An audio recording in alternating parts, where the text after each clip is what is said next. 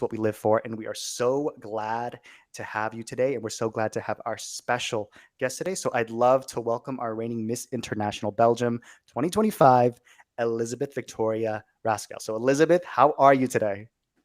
Hi, I am so good. I'm so happy to be here today. I'm so happy that you invited me on your channel, and I'm so excited to have this conversation today.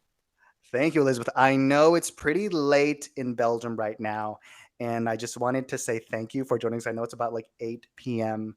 over there, so you're joining us a little late. So I hope you're not too tired. I No, hope you're doing good. as a beauty queen, you always have to be ready because you Yeah, have short nights, you have long days, you're meeting so many people. So your social battery is very high, your energy levels are high. So no worries for me. No worries about it. beautiful. Thank you so. Yeah, we're. I know right now it's about noon in LA, Yeah. but we always, want to make sure that we give the space and time for our girls. And so it looks like you're ready. And so we're Yeah. so happy to have you here. And so we Always ready. do always ready. I love that.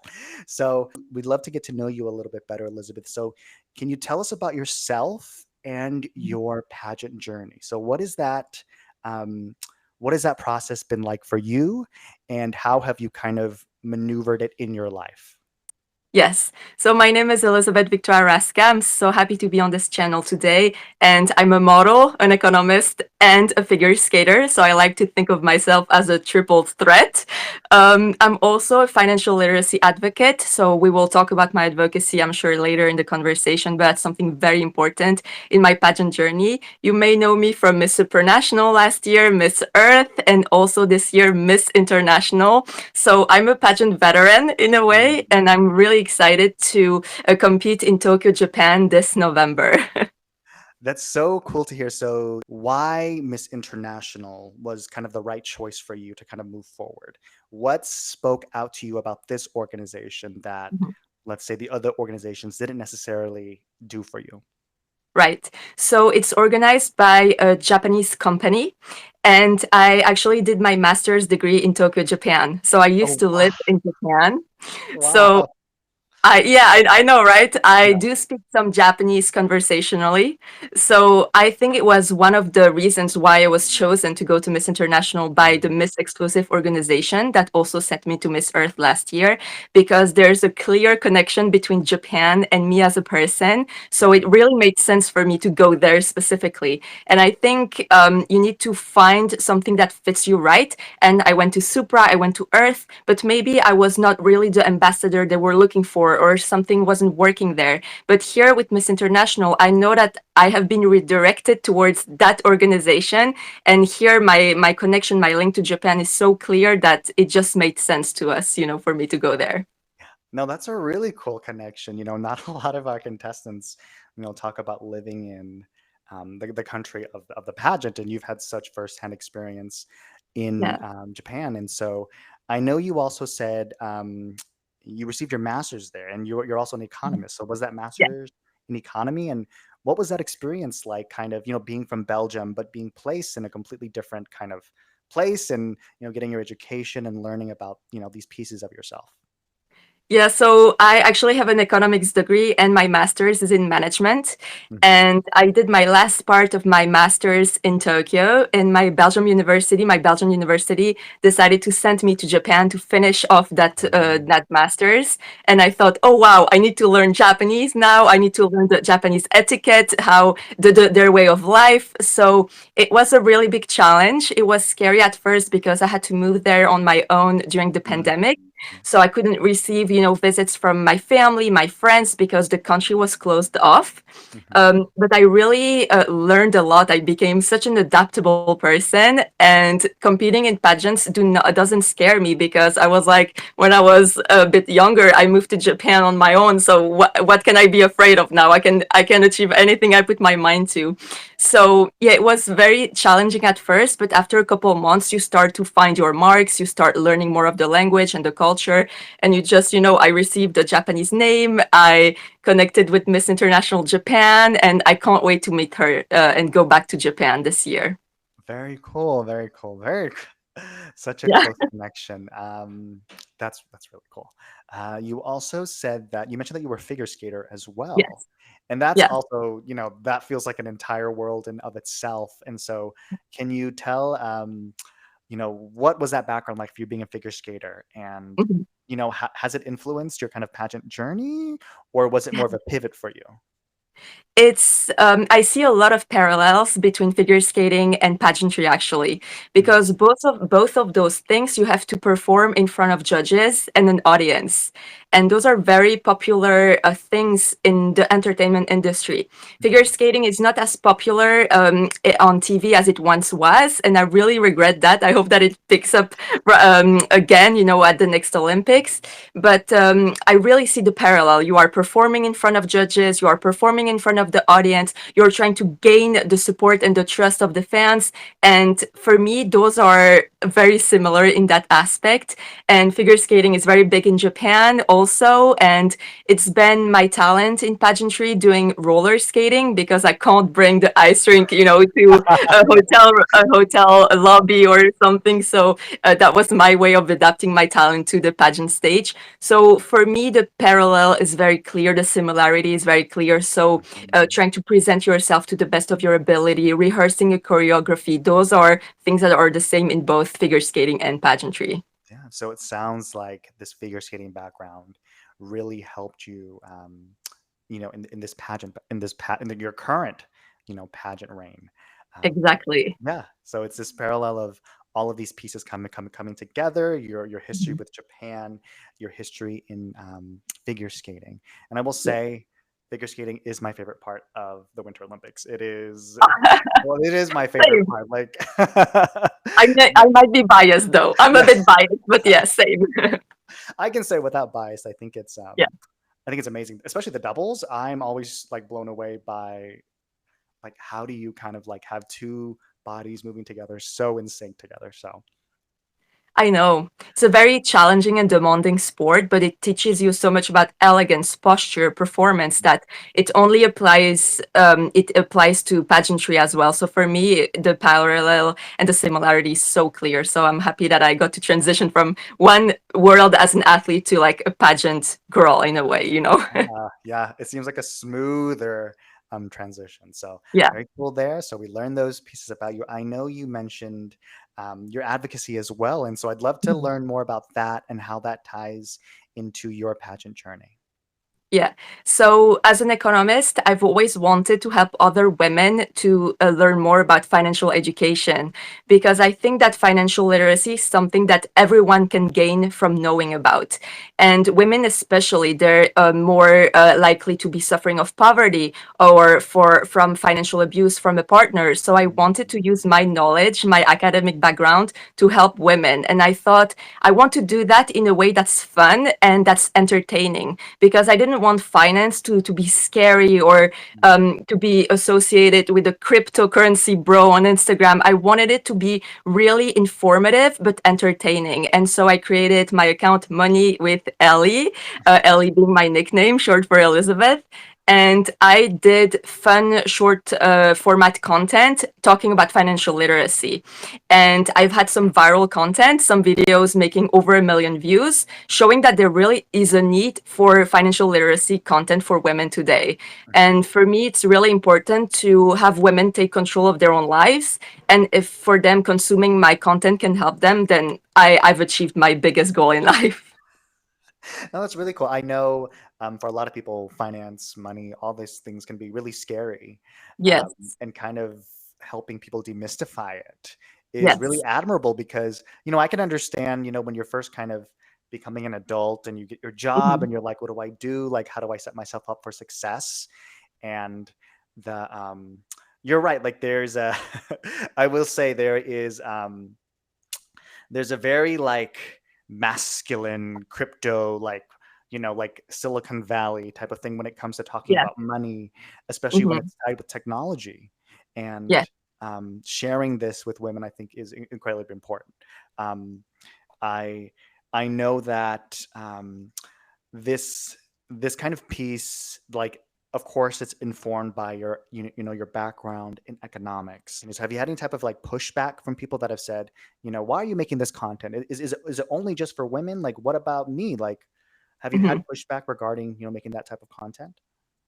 I have had mostly positive responses, and a lot of women tell me, "Oh, I need that. I'm gonna subscribe to your account. I'm gonna follow your account because I need that content. I need to learn more about saving, budgeting, investing." So I haven't faced a lot of pushback. But the point that you're talking about makes a lot of sense. Why only women and not everyone?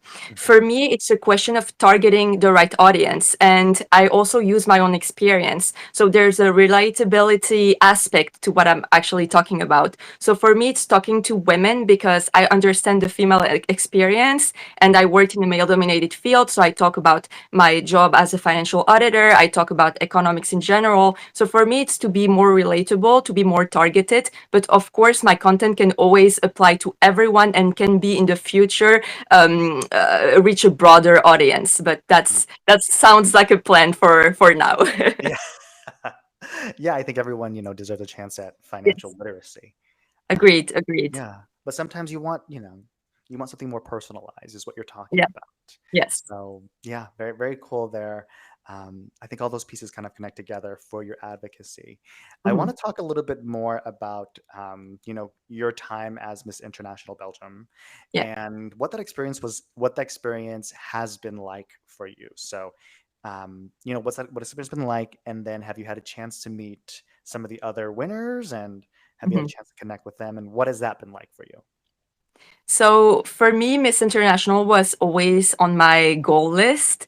I'm very close to two former Miss International contestants. One of my closest friends is Miss International Canada 2023, and my Right. coach and mentor, who is currently Miss Grand UK, is Miss International 2019 top five. Mhm. So I have those very influential women in my life that have been helping me out, preparing me, coaching me mentally, physically, helping out with the wardrobe and photo shoot production. So I've had these women help me out and look out for me and really guide me in this Miss International journey. So having a support system has been motivating me so much. I've also connected with Miss International Venezuela and Miss International Japan online, and I'm looking forward to see more women be chosen for Miss International. I was thinking of maybe going to attend Miss International Netherlands next month. Mhm. So yes, it's been a journey of having people supporting me in this adventure and knowing that maybe I could be the next one, you know? Yeah, someone to carry the torch after, so many amazing women. Um, Yes, exactly. Yeah. Very cool to hear. Very cool to hear. All right. Okay. So, we've gotten to know you so much better, Elizabeth, about Hmm. yourself, all these pieces about, being an economist, living in Japan, um, fighting for women, especially, those who don't have the financial literacy to Hmm. kind of live their Yeah. lives. And we find that all, I will say I've talked to a lot of girls, and in many ways, all these pieces kind of like come together almost in a magical way. And Hmm. it feels like it's come together for you in that way as well. So very Definitely. cool to hear. All right. Okay. So we'll move on to our next section, and we call Mhm. this our yes, no, maybe section. Yeah. And this is we'll ask you 20 questions, and you can Hmm. only answer yes, no, maybe. And then at Okay. the end, we'll choose two, three. If you have a question on your mind that you're like, oh, I'd like to explain that one as well, Hmm. we'll open up the floor as well for you to kind of share your thoughts. So, are you ready? Sounds good. Let's do it. Okay. All right. Okay. I've got my questions here. Okay. Here we go. So, have you ever doubted yourself before stepping on stage? Yes. Is being underestimated something that fuels you? Maybe. Would you speak in a room full of people who disagree with you? Yes. Have you ever sacrificed something you love to chase something greater? No. Do you believe grace is more powerful than charisma? Mm, no. Have you ever surprised yourself with your own strength? Yes. Would you call out an injustice even if it made you unpopular? Yes. Have you ever felt the pressure to be perfect? Yes. Do you have any hidden talents? Yes. Okay. Would you ever travel to space if given the opportunity? Mm, maybe. Maybe. Maybe. Here's a fun one. Do you believe in ghosts? Yes. All right. Do you think representation without responsibility is enough? No. Would you consider joining another international pageant if given the chance? Maybe. Is confidence something you learned, not something you had?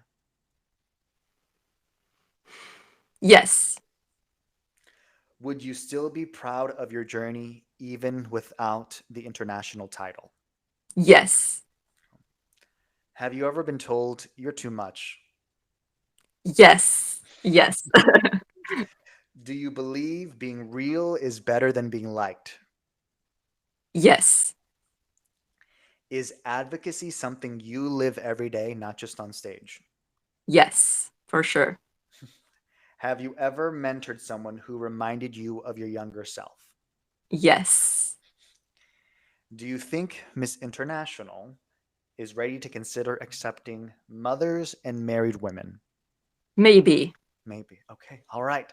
So those were our questions. So I'd always like to give a mixture of serious and funny, but again, if there's I see any that. question that you want to kind of further explain, please let me know. Mhm. But I know there are some questions where I'm like dying to learn more about.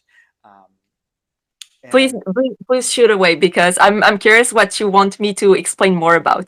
Because yeah, all of them I wanted to justify it so much, and it's so hard to like keep yourself from saying why. So I'm curious what were the ones that you want to hear more about. yes. So I'm curious about this. You answered yes to this question.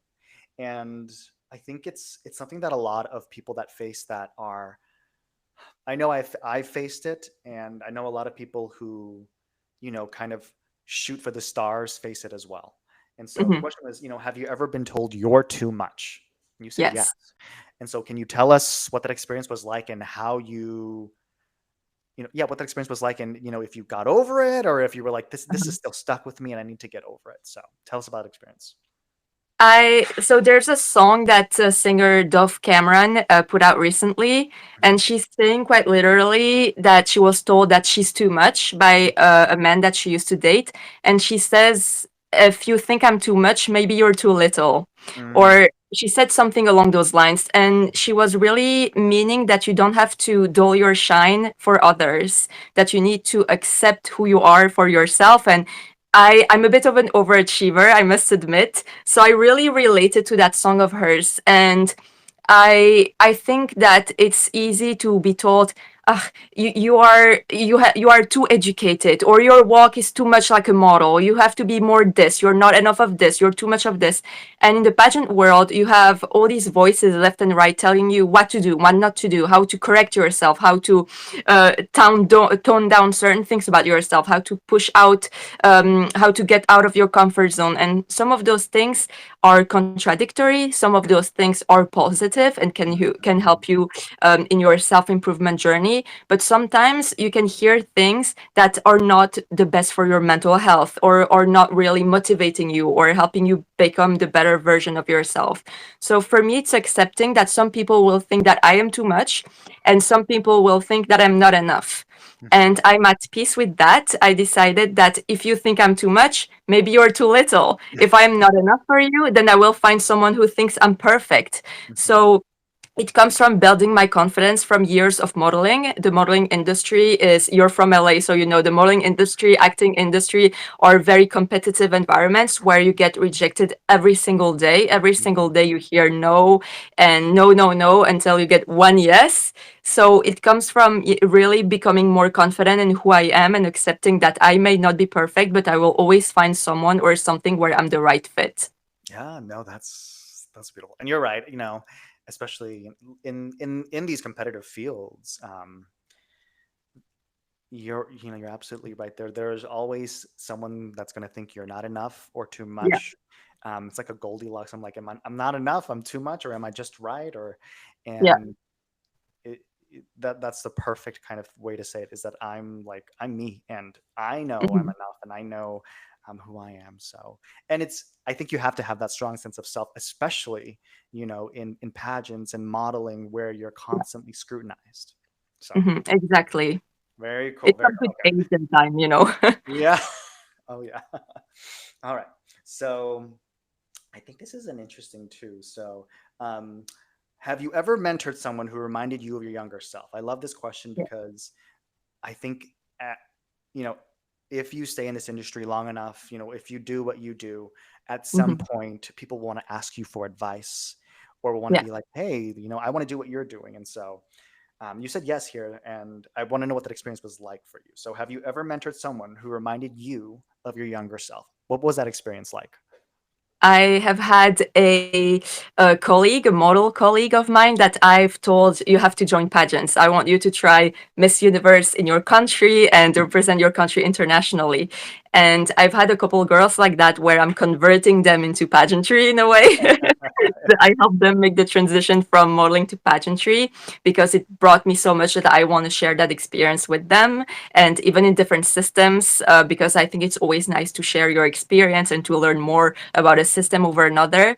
So for me, it really is helping others not make the mistakes that I made, or gaining from my experience. Just, sharing the link of the right pageant shoes so that my friend looks the best in the pictures and pageant ready. That's a small gesture that I can do and that anybody can do to really help others. And so that they're not, making rookie mistakes or doing things that are so avoidable. So for me, mentoring is something that I'm really interested in. Maybe turn that into a coaching business one day, having my own mentorship program or something. So I'm really passionate about teaching and helping others learn from my experience, basically. Yeah, yeah. Mentorship is, I would say, like incredibly powerful because you're always looking to shepherd the next generation, people who Hmm. want to learn, who want to grow, and I think as someone who has helped other people, you don't want them to make the same mistakes you did, right? So, Yeah, yeah. I love this question as well. So, you said yes here. So, would you speak in a room full of people who you disagreed with? yeah. And I want to know, like, have you ever had to do this, and what was that experience like for you? Ace, I worked in finance. I I've had a lot of experiences where I was the only woman in the room, and Hmm. just because of my gender, I felt some sort of pushback from the other people present in the room. Hmm. And yes, you will be disagreed with, but being able to disagree with people and have a conversation that is ultimately constructive, that's also part of life. And you need to speak up, even if you have an opinion that's divergent of everybody else's, even if you are saying something controversial, but you know it's the right thing to do or the right thing to say, then you have a duty, it's your responsibility to say something. So yes, I've been in rooms where I was the only woman. I felt that I was at a disadvantage because of that. But I thought, no, my duty as a woman in finance, as an economist, is to keep the meeting room door open for other women to barge in so that they can take up space as well. So for me, it's very important to take your space and to speak up in any kind of situation. Yeah, especially I think with the kind of male-dominated fields where you may not be taken as seriously just because you're a woman, just Yes. because you're not the right gender. So Mhm. yeah, brilliant. All right, I love this question too. So this is a little lighter, but you said yes here. Do you have any hidden talent? So Yeah. what's your hidden talent? So I spoke a bit about it at the beginning when I was mentioning figure skating, Hmm. because in the pageant industry, people see my bio, it says figure skater, but obviously it's always a bummer because I can't bring the ice rink with Yeah. me to any type of pageant stage or theater stage. So for me, it's roller skating or Hmm. roller blading, depending on, I think it's the country's use of the language differs, but roller skating is what I'm going to go with today. And yeah, it's something that people don't expect from me because they expect figure skating or dancing. Usually that's Hmm. what people do. They sing or they dance. But I thought, no, I really want to make it about figure skating in a way. And so I have roller skates that we used to use in the summer when the ice rinks were closed so that Hmm. we could still practice. And it's a bit different because the roller skates are a bit heavier, so the movements are not as fluid necessarily, but the spirit is there. The movements, the choreographies are the same. So for me, like roller skating is a hidden talent of mine. Being from LA, you do see a lot of roller skaters out on the beach. Yeah, So Venice Beach, and I've seen it. I Yes, love yes, yes. I love my roller skaters. They're just in their own world. Like they've got the music blasting and they're Yeah. just enjoying their time. So very cool, very cool. I used to roller skate like when I was younger, but I haven't done it recently. Um, You need to try again, and you can yeah, send me a video, and I can help you with the coaching or something. can you see me like wobble my feet? Yeah. All right, so thank you. So we've gotten to know you so much better, Elizabeth, and so we'll move on to our next section, which Perfect. is we call it our Q&A section. Mhm. And again, it is one of the highlights of any pageant for me. And so, before we begin, I'd love to know, how do you prepare for Q&As? What's that process like for you? So I train with one of the best coaches in the business for interview, someone who prepared our bunny win Miss Universe. He helped so many Miss USAs and Miss Americas. His name is Jimmy Langhoff. Mhm. And I worked with him regularly last year, and he doesn't tell you what you have to say, but he helps you understand how you can answer from your personal experience and according to who you are as a person. And it's really about having a good understanding of who you are. And now I've come to love interview and Q&A sections of the competition so much, which you will never hear a pageant contestant say. But for me, those are my favorite parts because I can really demonstrate my public speaking abilities. And being able to answer the questions, it comes from understanding really who you are as a person. Because if you shoot at me any question, I think, oh, I can answer that because it's about me, who knows me better than I do. So for me, it's about understanding the different facets of who I am, the different facets of my personality, and using one of them when I'm replying to a question. And for me, that's a formula that never fails me. Yeah, I mean, as you said, who knows you better than yourself? Um, Yes. so I'm excited then. I want to know you better than. All right, so we have some questions here. So this was from Miss International 2024. Mhm. And we have a couple questions here. So I'll pick up the questions. You'll have 30 Yeah. seconds to answer those questions. So I have my producer here in the background and he has his timer ready. And Mhm. then, yeah, no, I'm excited. I mean, the way that you're describing it is like these facets of who you are. That's a very smart way to approach it because, again, like you pull from your experience. So, Yeah, the pressure is on now. I need to effort pressure and do well because I've talked big, and so now I have to live up to the expectations. So yeah, the pressure is on. So this was asked of Miss International Venezuela. So from Sacra Guerrero. So share with us your thoughts about artificial intelligence. Artificial intelligence is a very powerful tool, but we need to use it with care. We need to be careful when we are using it. I, as an economist, love to use it to generate some new ideas for my Money with Ellie financial literacy account because it can help me come up with ideas and way to talk about financial literacy in a way that is understandable by everyone. And I don't think that it will replace human intelligence, but I think it can help us achieve better and brighter results in our daily lives. So it has to be used with care and it has to be helping us achieve things that we want to achieve, and it shouldn't replace humans. Yeah, very cool. Yeah, I think we were about 5 seconds over time, Oh, but I again, see. no, we're getting real time practice, and I think again the conversation around artificial intelligence is only going to get more complicated as time goes on, right? As we've Agree, yeah. become, to become reckoning with, do we replace ourselves or do we replace the things we don't want to do or do we use it to Mhm. do everything? Um, Yeah. yeah, very complex topic. Okay. Okay. So, all right. Okay.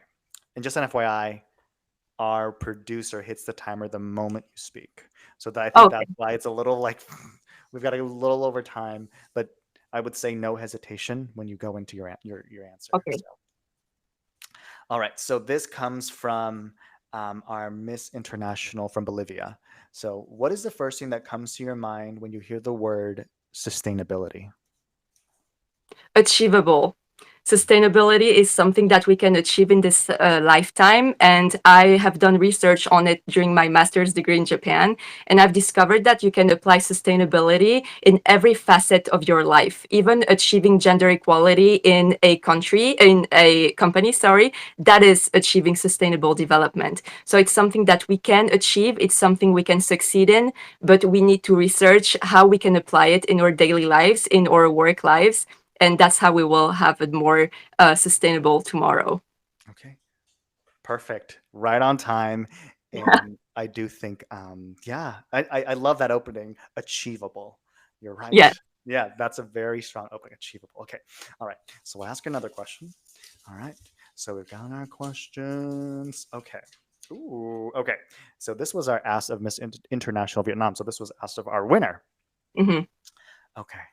So, what has been the most significant global development that affected your generation's educational system? The rise of smartphones. Mhm. Because even when I was a teenager, we were not using the smartphones that we have today in terms of the technology that we see in our daily lives. So I think it's a very powerful development, but it has to be used for educational purposes. Mhm. So if we can integrate it in classrooms in a way that helps our students instead of demeaning their education and their progress, then we will have a society that works even better than it is now. Amazing. Yeah, I like that word demeaning, right? Because not that it's a good word, but I say that we we care about the intelligence of people, right? We want to develop it, and we don't want Mhm. to treat you as someone that needs to have a tool on you at all times. Like the greatest tool that you have at your disposal is your brain. It's you. Yeah. So very cool there. Okay. All right. So that was our Q&A section. We'll move on to our next part. Um, and we've learned so much about you, Elizabeth, during this time. We'd love to know, kind of a fun question here, but if you were to win Miss International this fall, what would be the first thing you would do? I would bring some Belgian chocolates to all of the contestants. Oh, yum. I Yum. That's the first thing. Well, that's what I do usually when I compete internationally is I bring 5 or 6 boxes of Belgian chocolates with me.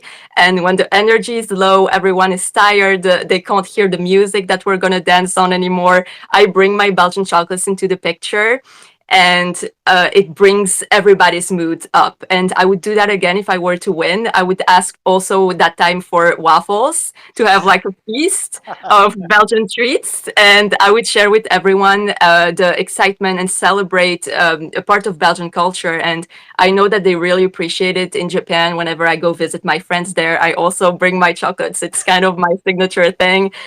Some Indonesian fans, they call me Miss Chocolate.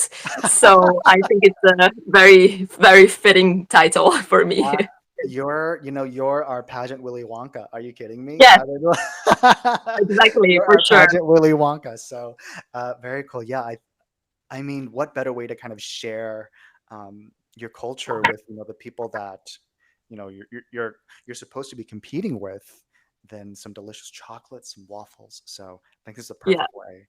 Yeah. It's like the way to people's hearts is through their stomach. And no one will ever say no to Belgian chocolates because I really think that they're the best in the world. And I don't think I'm biased in that regard, maybe a little bit. But yeah, it's really something that has everyone agree, like Belgian chocolates, like everyone agrees with them. So it's my little trick to gain people's hearts. Yum. Okay, I will be on the lookout for some Belgian chocolate in LA. I'm sure we have some candy, something. We can For get. sure. Yeah, can't wait. Okay. All right. And then I know you talked a little bit about this during, our conversation, but the idea of being a mentor, Yeah. what advice do you have for someone who wants to get involved into pageants for the first time? Mhm. So I had this conversation with Arbani. I met her Miss Universe 2022. I Mhm. met her because we were both walking for designer Michael Cinco at Paris Fashion Week a couple years ago. And I filmed this video with her. I was like, okay, you are Miss Universe. I might be competing at Miss Supernational next year. What advice do you have for me? And she said to have a good support system, to work with people that truly support you and help lift you up instead of pulling you down, and be yourself. And at first, before actually competing in pageantry, I did not understand why everyone said be yourself, because it sounds like a cookie cutter answer in my book. Mhm. But then I realized once competing that I had to be myself, because I knew that if I were true to who I am, I would not have any regrets. And it's Mhm. very easy in a pageant to act in a way that you think that's what the organization wants. You think, oh, this is the type of girl they're looking for, this is the type of personality they're looking for, maybe I should act that way. But then if it doesn't work out, if you don't place, if you don't win, you think, ah, why did I do that? Like I didn't work out. So why did I bother being fake or trying to be someone else? Whereas if you're yourself and it doesn't work out, then you're like, okay, maybe I wasn't the right fit for the organization and I am redirected Mhm. towards something that fits me better. Or if it works out, you're like, oh, that's I could just be myself, and who I am as a person is enough for that organization. So if you are yourself, you will never have any regrets in any part of life. I think that is, you do hear that a lot. Like, just be yourself. Yeah. And the way that you kind of broke it down, especially in the pageant world, Hmm. and what it means, it's like if you win and you're yourself, then like they love you for you, and that Yeah. has to be the best feeling. To be like, okay, like I know where I'm at, I know what I'm doing, Hmm. and it's because of me and not anything else that I'm here. So I love that breakdown. That is really something I want to bring that into my life. Be myself, because if they like me, then there's no artifice there. There's just me. So very There's cool. also something I want to add to that answer is I heard recently someone say that you can never say the wrong thing to the right person. And Mm, so if you say something in interview and it's not the right thing that you should have said, that maybe you were not the right fit for that pageant, and it's okay. Or, around your friends or your partner, you know that you can be your weird self and that you don't have to police everything that you're saying because mhm. they're the right person. So really be yourself and you will always find someone who accepts you for you. And that's the crowd that you should be hanging out with. Yeah, yeah, 100%. 100%. I agree with you there. So thank you so much, Elizabeth. I've had so much fun talking with you. So many great insights. Before we close off, is there anything you'd love to say to our viewers? So, any Of course. events, please plug your social media. Now's the space for you to do that. So you can follow me on Instagram, YouTube, and TikTok at Elizabeth R. Victoria. And thank you so much for watching my podcast interview today with Ace. I hope that you learned some things about me that maybe you're considering joining pageantry. And my biggest advice for you is if you like pageants or you're interested in them, try to participate in one to see how it works from the inside. Because your perspective as a pageant fan is so different from the perspective as a contestant, and you will learn so much about you, about the pageantry system in itself. So if you are interested, just try and go for it and be yourself. And that's the best advice I can give you. Thank you, Elizabeth. Thank you for your time, and thank you for just letting us in and getting to know you a lot better. So we wish you the best of luck at the upcoming Miss International pageant. We can't wait to see you. Yeah, here at Contesera Pageantry. We're so appreciative of all of our guests, and so I want to say a couple of words to our viewers. So thank you so much for tuning in. We're always so appreciative, and we've gotten such good feedback, and we want to thank you all for your viewership and your continued support here at Contesera Pageantry. We live for this. I am Ace. I hope to see you next time. With all my love, hope to see you again. Thank you so much.